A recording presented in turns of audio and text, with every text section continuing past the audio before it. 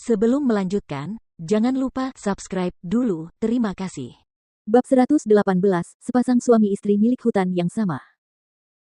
Ellie mengetahui perselingkuhan Hailey, dan dia juga menunjukkan kepada Jordan foto-foto pertemuan Hailey dengan Chaiden.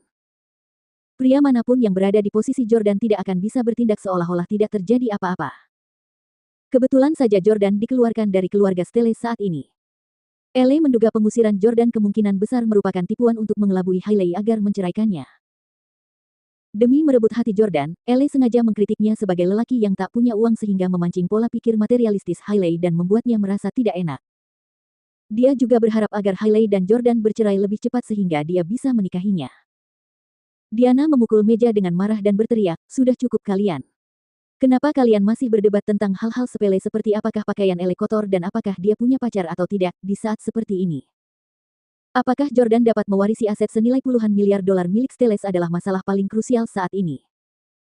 Diana merenungkannya dengan saksama untuk waktu yang lama sebelum tiba-tiba bertanya pada Jordan, "Jordan, bagaimana hubunganmu dengan kedua saudaramu?"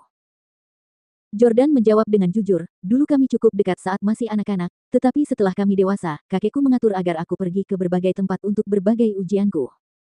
Aku jarang menghubungi mereka dalam beberapa tahun terakhir, dan sudah 5 atau 6 tahun sejak terakhir kali kami bertemu."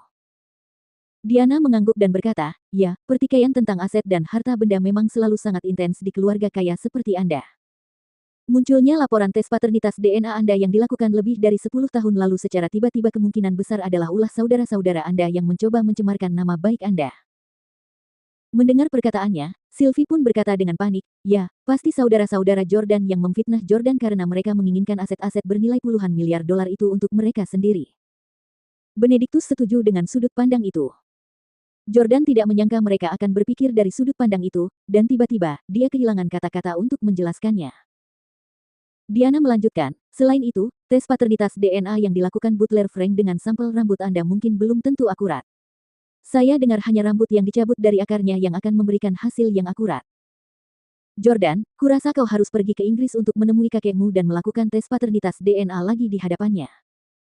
Bahkan jika ternyata kau tidak ada hubungan darah dengan keluarga Stelle, kau sudah menghabiskan puluhan tahun hidup bersama mereka, dan mereka akan memperlakukanmu seperti anak mereka sendiri karena perasaan yang telah kau tumbuhkan bersama mereka." Sylvie buru-buru setuju, "Ya, Jordan, kamu harus pergi ke Inggris. Bawa Hailey bersamamu dan temui kakekmu. Saat dia melihatmu, dia akan tenang. Sebagai orang tua, kami tahu betapa sulitnya membesarkan anak, dan ikatan yang telah Anda jalin dengan mereka selama 2 dekade terakhir tidak dapat diputuskan begitu saja." Jordan telah menduga bahwa keluarga Camden akan ingin pergi ke Inggris, jadi dia sudah siap untuk itu. Jordan menggelengkan kepalanya dan berkata, "Aku juga berencana untuk pergi ke Inggris, tetapi Butler Frank berkata dengan sangat jelas bahwa kakek tidak ingin bertemu denganku. Selain itu, saya baru saja menerima telepon dari UK Visas dan Immigration yang menyatakan saya tidak diizinkan masuk ke Inggris." Semua orang terkejut mendengarnya. Sylvie bertanya dengan heran, "Kenapa? Tapi kita tidak perlu visa untuk bepergian ke Inggris, kan?"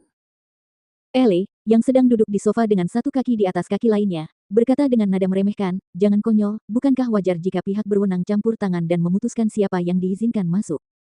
Ketika saya pergi ke luar negeri tahun lalu, seorang pria di depan saya ditarik keluar dari antrian di bandara saat menunggu pemeriksaan keamanan. Petugas bandara memberitahu dia bahwa mereka menerima pesan dari imigrasi yang menyatakan bahwa dia tidak diizinkan masuk ke negara itu dan tidak akan mengizinkannya mendaftar meskipun dia memiliki visa yang sah saat itu. Pada saat itu, Hailey menyela, saya juga mendapat telepon. Sama seperti Jordan, saya ditolak masuk." "Apa?" Keluarga Camden terkejut. Diana berkata, "Keluarga Stelle memang sangat berkuasa. Mereka bahkan bisa membuat seseorang ditolak masuk ke Inggris. Jordan, sepertinya kakekmu bertekad untuk tidak menemuimu." Jordan berkata dengan ekspresi sedih, "Mengapa kakek begitu tidak berperasaan?" Melihat betapa kesalnya Jordan, Diana berpikir tidaklah pantas untuk menanyainya lebih lanjut. Dia berkata, "Jordan, aku akan meminta temanku di Inggris untuk mencari kakekmu dan melihat apakah kita bisa mengatur pertemuan denganmu untuk membicarakan semuanya. Sementara itu, cobalah untuk berbicara dengan Butler Frank dan lihat apakah ada peluang untuk membalikkan keadaan." "Terima kasih, Nenek." Jordan tahu dengan jelas bahwa meskipun Diana punya banyak teman di Inggris, tidak ada satupun di antara mereka yang setingkat dengan kakeknya. Sebagai kepala keluarga terkaya yang paling tertutup di dunia, kakek Jordan hanya akan menemui orang-orang yang telah membuat perjanjian sebelumnya. Bahkan seseorang dengan status seperti Ethan. Walton tidak akan dapat menemuinya tanpa persetujuan Jordan, apalagi orang lain. Setelah itu, keluarga Camden makan bersama, dan Jordan kembali ke perumahan New City bersama Hailey. Sekembalinya ke rumahnya selama 3 tahun terakhir, Jordan tidak langsung beristirahat dan malah membuka sebotol anggur merah dan menuangkannya untuk segelas sendiri. Dia telah dikeluarkan dari keluarga dan bahkan kehilangan jabatannya sebagai Presiden S Corporation. Oleh karena itu, dia harus bertindak seolah-olah dia sedang bersedih dan menderita. Kenapa? Kenapa takdir harus melakukan ini padaku? Jordan bergumam sendiri sambil minum anggur. Di sisi lain, Hailey berdiri di samping dan menatap ekspresi putus asa Jordan. Dia merasa bahwa Jordan tidak berpura-pura. Bukan karena Jordan punya bakat akting hebat, tetapi dia memang sedang sangat terpuruk sekarang, dan dia juga merasa bahwa takdir sedang mempermainkannya. Namun, Jordan tidak bersedih karena pengusirannya, melainkan karena perselingkuhan Hailey. Jordan melampiaskan semua kesengsaraannya yang terpendam akibat pengkhianatan Hailey, yang membuat Hailey secara keliru percaya bahwa itu karena apa yang terjadi padanya hari ini. Tak lama kemudian, Jordan telah menghabiskan 2 botol anggur merah sendirian. Dia lalu jatuh terkapar di meja dapur dalam keadaan mabuk. Suamiku, suamiku. Hailey memanggil Jordan 2 kali, tetapi dia tidak menjawab. Dia lalu menepuk-nepuk wajah Jordan dengan jari-jarinya yang ramping sebelum memanggil namanya lagi. Jordan, bangun, jangan tidur di sini. Kamu bisa masuk angin. Masuklah kembali ke dalam. Namun, Jordan tetap tidak menjawab setelah dia meneleponnya beberapa kali. Anda tidak akan pernah bisa membangunkan orang yang berpura-pura tidur. Begitu pula dengan Jordan yang tidak mabuk, tetapi hanya berpura-pura mabuk. Ah! Hailey mendesah.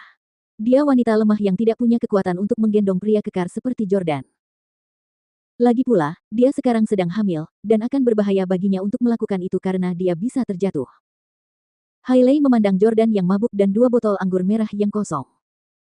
Mengingat kadar minuman keras Hailey, dia akan pingsan setelah minum 1,5 botol anggur. Menurut pendapatnya, Jordan kemungkinan besar mabuk karena ia telah menghabiskan 2 botol anggur sambil menenggelamkan kesedihannya. Setelah minum 2 botol, dia benar-benar mabuk. Oleh karena itu, Hailey berhenti berpura-pura menjadi wanita berbudi luhur dan baik. Dia berteriak tanpa perasaan, tidak berguna. Apa gunanya bersembunyi di rumah dan menenggelamkan kesedihanmu dalam anggur? Jika kau mampu, pergilah ke Inggris untuk menemui kakekmu dan mintalah asetmu kembali. Jordan dilatih secara profesional sehingga ia dapat mengendalikan kadar alkoholnya sesuai keinginannya. Tidak mungkin ia mabuk hanya karena minum 2 botol anggur. Jordan yang berpura-pura mabuk pun patah hati mendengar kata-kata Hailey. Jadi ini wanita yang sangat aku cintai, ya.